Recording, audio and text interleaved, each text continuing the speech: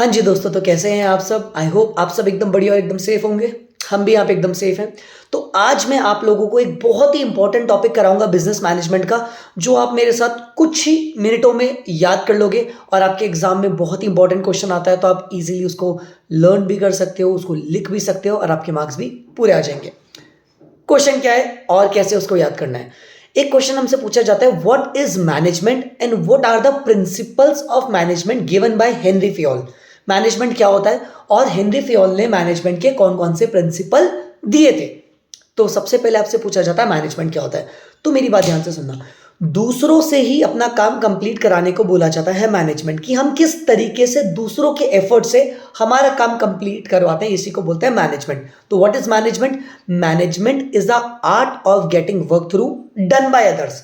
दूसरों से काम कंप्लीट करवाने को ही क्या बोला जाता है? Management. Just take an example, आज हम इवेंट मैनेजमेंट करते हैं तो क्या एक अकेला जना काम कर सकता है? नहीं सर। तो ये किसके लिए जरूरत है? ग्रुप की। तो जो एक पर्सन सबको साथ लेके चल रहा है काम कंप्लीट करने के लिए, तो इसी को क्या बोला जाता है? मैनेजमेंट। मैनेजमेंट कोई एक समय का प्रोसेस नहीं है, मैनेजमेंट सिर्फ एक जगह पे जरूरत नहीं आती, management is a continuous and pervasive. अब सबसे इंपॉर्टेंट पूछा जाता है 14 प्रिंसिपल कौन से हैं जो हेनरी फियोल ने दिए थे मैनेजमेंट के।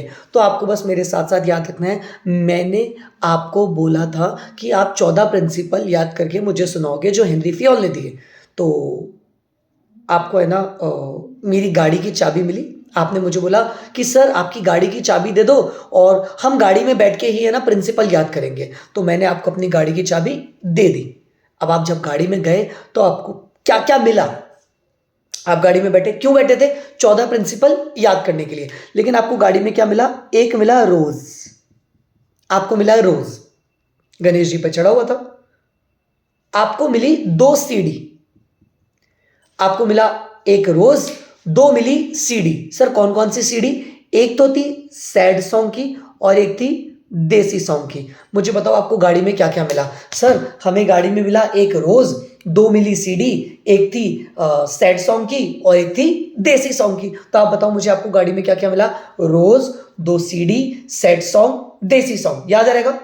रोज, 2 सीडी, कौन कौन से सीडी? सैड सॉन्ग और देसी सॉन्ग। सर ये क्या पढ़ा रहे हो? मेरे बच्चों आपके 14 प्रिंसिपल होते हैं खत्म, आपको 14 प्रिंसिपल बस इसी से याद रखने हैं। रोज, 2 CD, sad song, desi song. रोज, 2 CD, sad song, desi song. आप कहाँ पे प्रिंसिपल याद करने गए थे? कार में। कार में आपको क्या क्या मिला? एक तो मिली सीडी, सॉरी एक मिला रोज, 2 मिली सीडी, एक थी सैड सॉन्ग की और एक देसी सॉन्ग की। तो rose, 2 CD, sad song, desi song. सबसे पहले मैं आपको 14 प्रिंसिपल बताता हूं, फिर अपन 14 प्रिंसिपल के मतलब पढ़ना स्टार्ट करेंगे, ताकि अगर एग्जाम में आपके पास क्वेश्चन आ जाता है तो आप इजीली उसको याद कर सको। तो मैंने आपको बताया रोज, 2 CD, sad song, desi song. R से रेमुनरेशन ऑफ द एम्प्लॉय।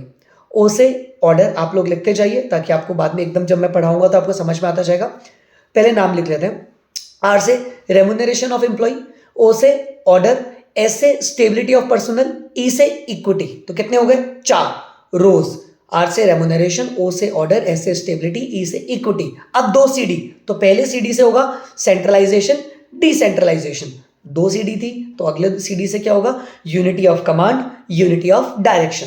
तो कितने हो गए? Rose, 2 CD, sad song, desi song. Remuneration, order, stability, equity, centralisation, decentralisation, unity of command, unity of direction. उसके बाद होता है स्केलर चेन, सैड और देसी। तो एस से हो जाएगा स्केलर चेन, ए से अथॉरिटी एंड रिस्पॉन्सिबिलिटी, डी से डिविजन ऑफ वर्क। तो rose, 2 CD, sad song, desi song. R से remuneration, order, stability, equity, centralisation, decentralisation, unity of command, unity of direction.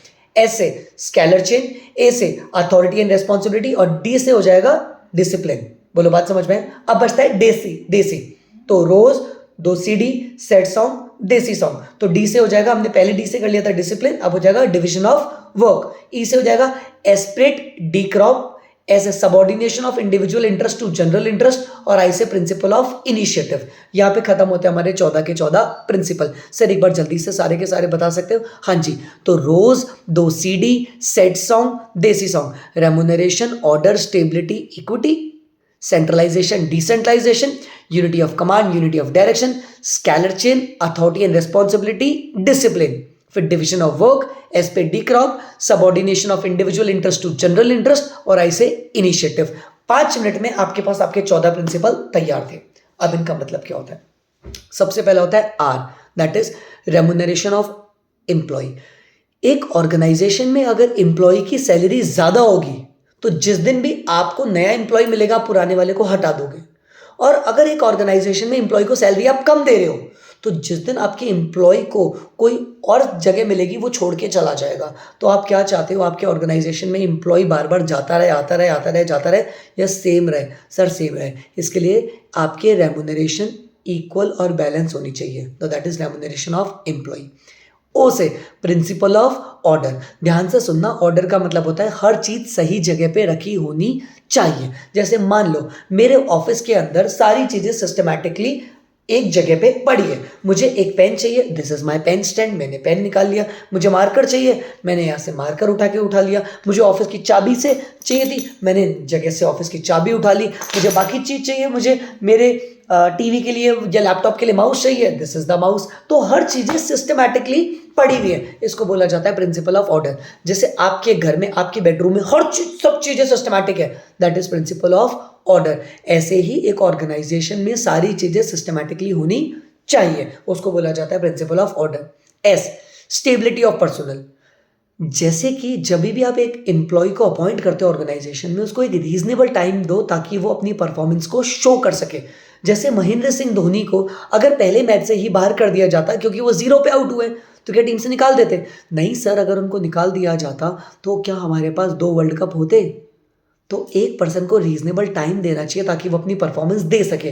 Virat Kohli, initially उन्होंने 3-4 मैचों में कुछ भी नहीं किया था, वो 15, 20, 25, 30 रन पे आउट हो रहे थे, तो क्या उनको निकाल देना चाहिए था? सर इतना बड़ा प्लेयर वापस कैसे आता? तो एक पर्सन को टाइम दो ताकि वो अपनी परफॉर्मेंस शो कर सके। ई से equity, on the basis of caste, culture, religion, sex, आपको कोई डिस्क्रिमिनेशन नहीं करना चाहिए। Every person should be treated equally. Organisation में कोई किसी का रिलेटिव हो तो भी इक्वल, अननोन है तो भी इक्वल। काम के बेसिस पे आपको जज करना चाहिए, रिलेशन या फिर किसी बेसिस पे आपको जज नहीं करना चाहिए। तो rose 2 CD, set song, desi song, remuneration, order, stability, equity. CD, centralisation, decentralisation.